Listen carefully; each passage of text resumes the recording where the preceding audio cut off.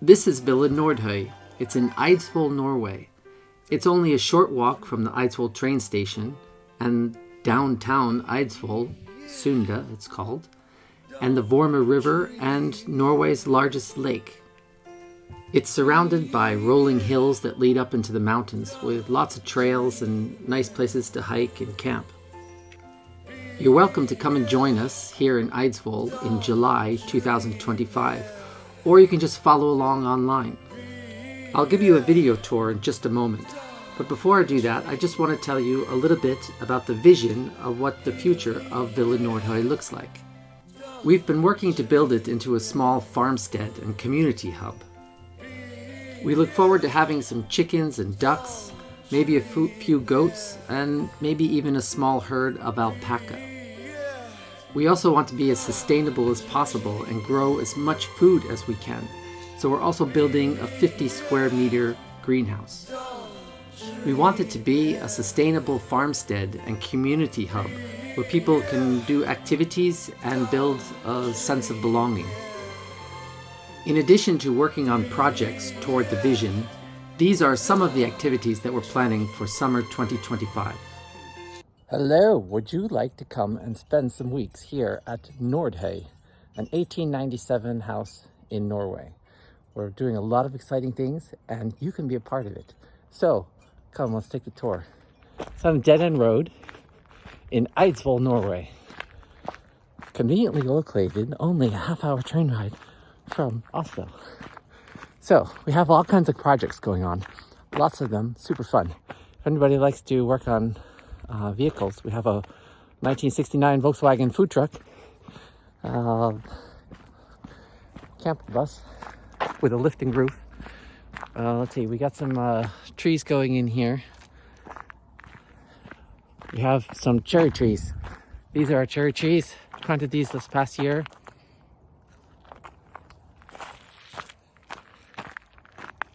One of the plans is we want to make a path all the way down to the city down here, down into the ravine. That'll be lots of fun. Oh, here's another project. Been working on making a ski fence out of actual skis. We'll get some more next year. These are just ones that we had hanging around, and we'll get a bunch donated. And then this side over here. And this is the entrance into where all the fun happens.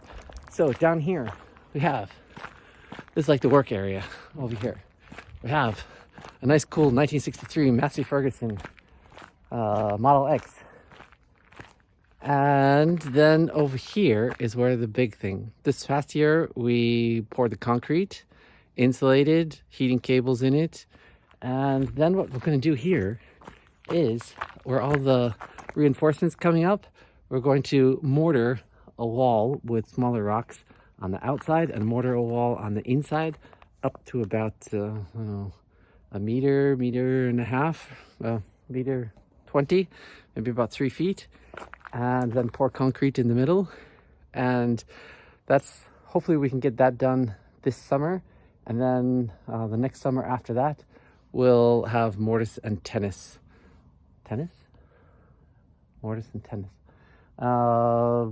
frame greenhouse that we'll build on top of it.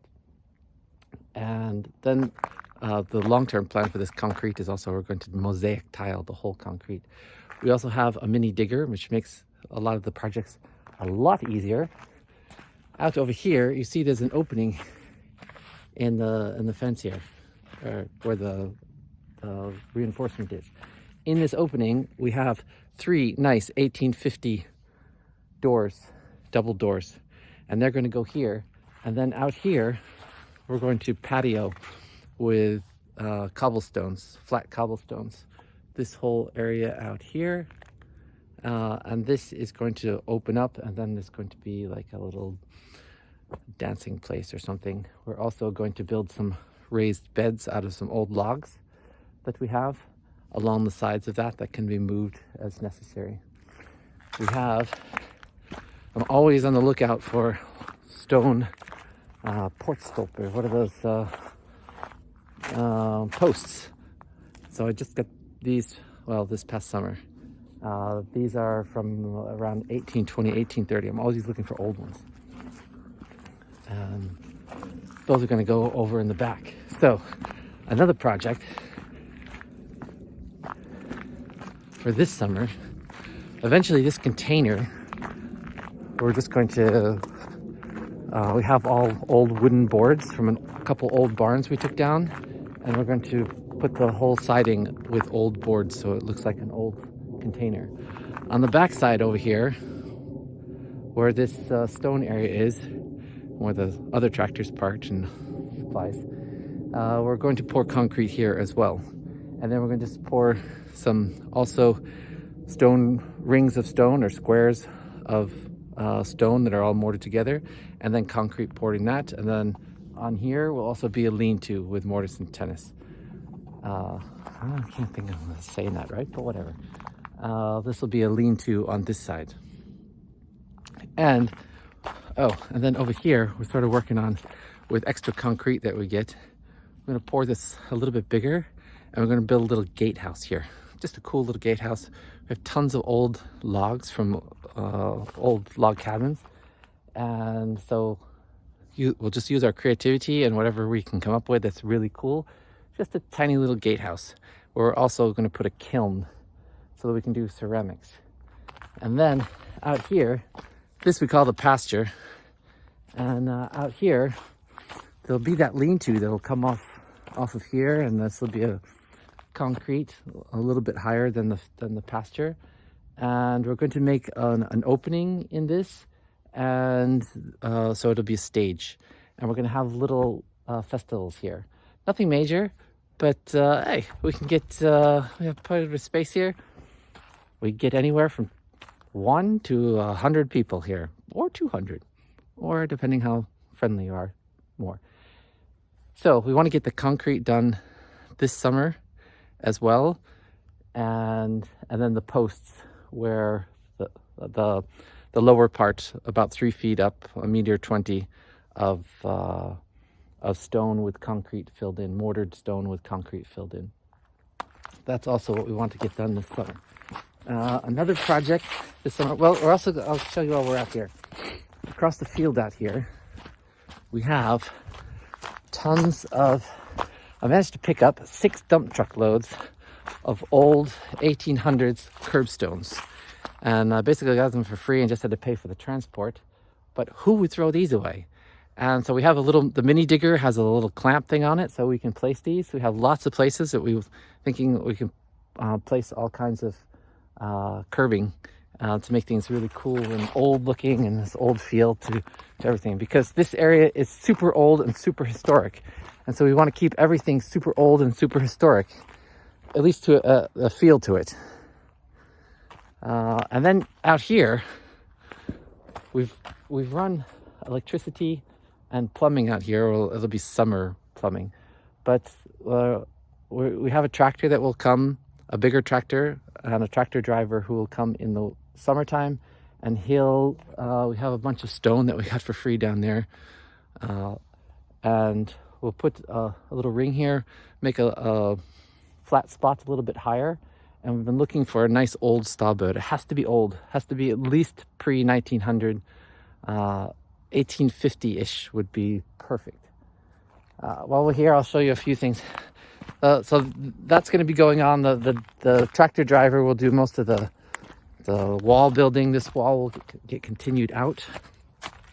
See, we built this wall along the property line here, so we can keep it nice and flat and high up there. This wall will get continued out, and then the flat area where the starboard or little cabin will go there. And then down here, we've been working on this is all the stone we got. They've been removing stone out of the field, and I was like, hey, where's that stone going? And they were just going to freight it away somewhere. And I said, I got a shorter distance that you can travel to dump it here. So we got tons and tons of stone to work with. It's like toys for adults.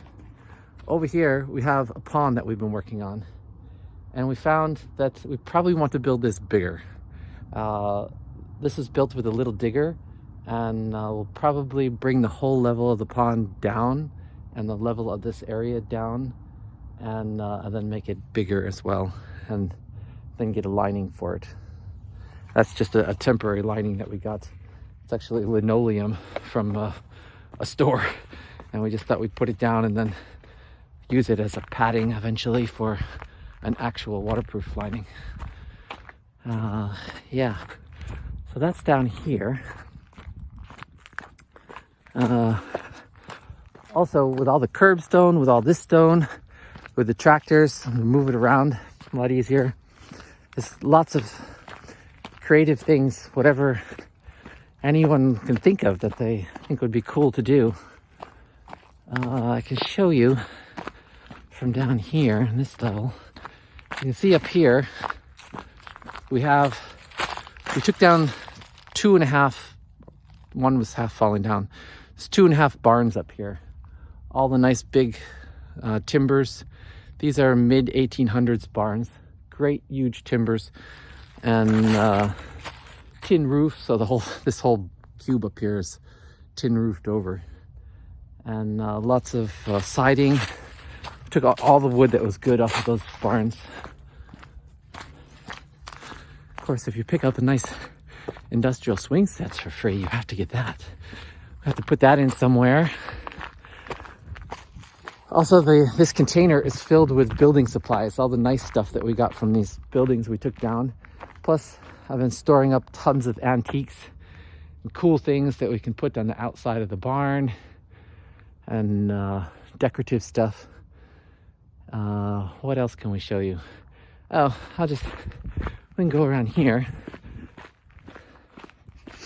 So we want to invite people to come, and because we've had a lot of people ask us,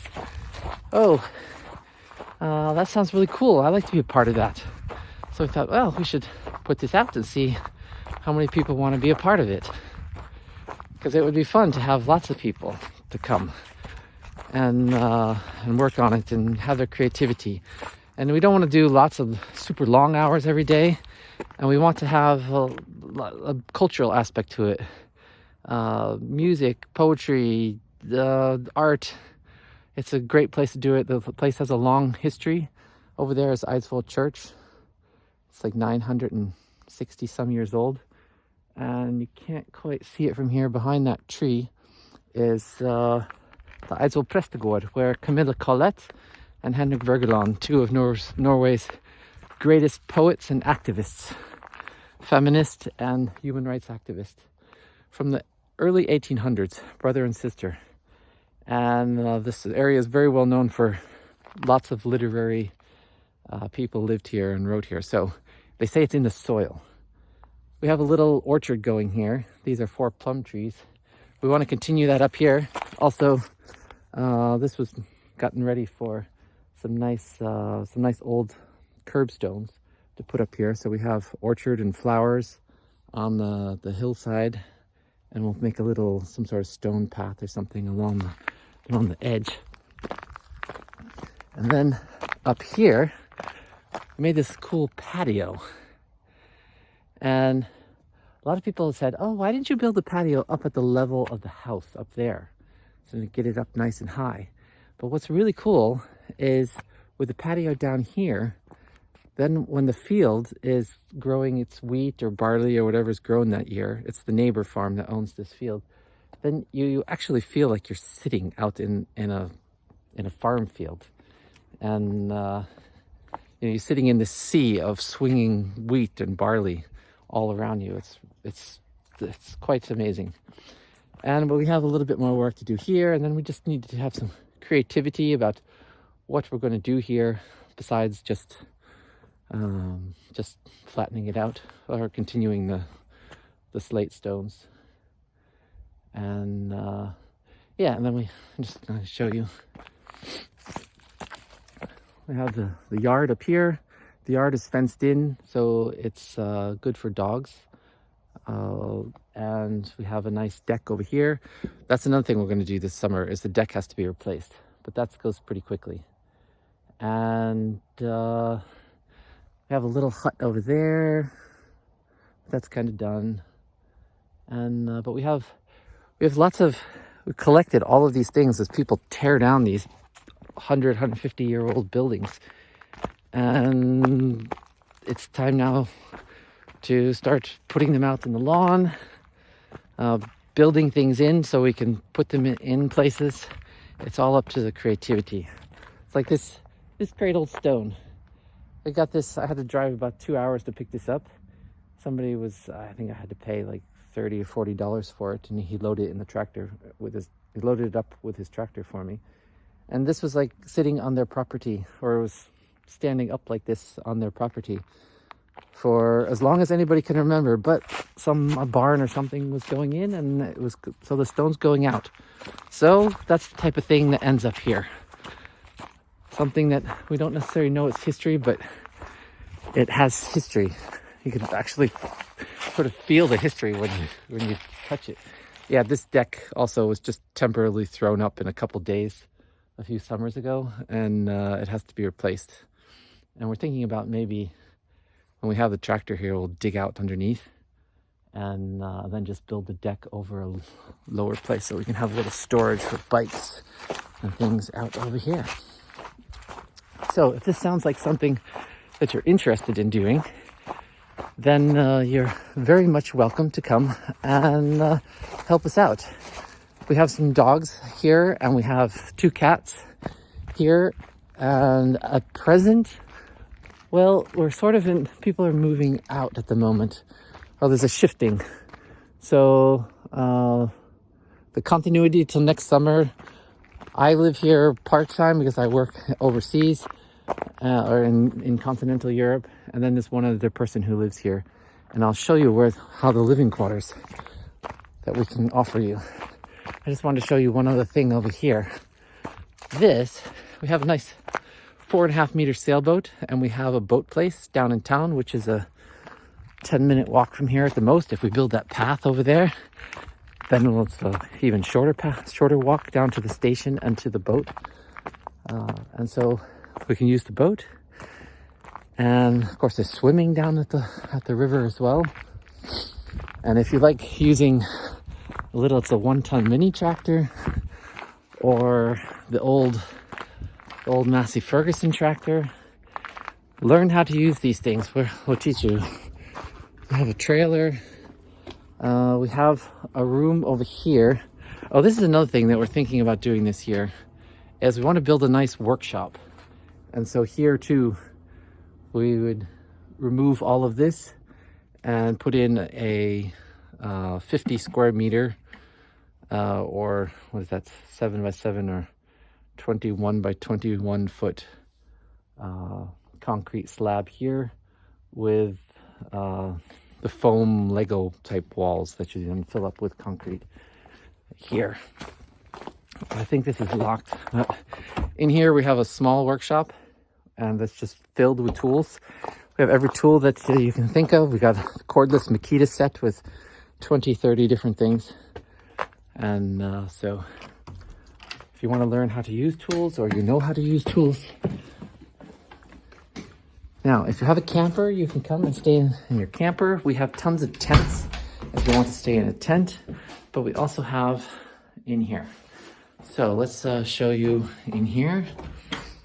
There's some storage stuff in here at the moment, but we have 2 beds here in this bedroom.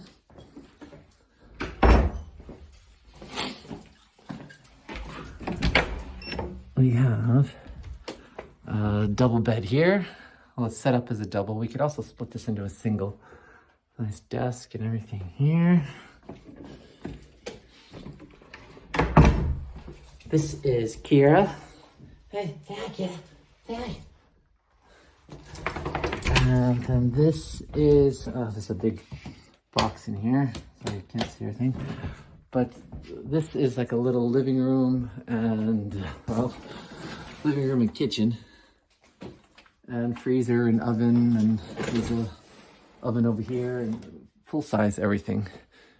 And nice little thing. And this sofa, actually a very comfortable sofa with an over mattress. So it folds out into a double and then has a nice over mattress. So it's super comfortable. And so we can also have somebody there. So that's 6 people we could have down here. Kira, come. There's someone living in the upstairs right at this second, but they're moving out again in March. So also downstairs, there's a nice bathroom, washer dryer.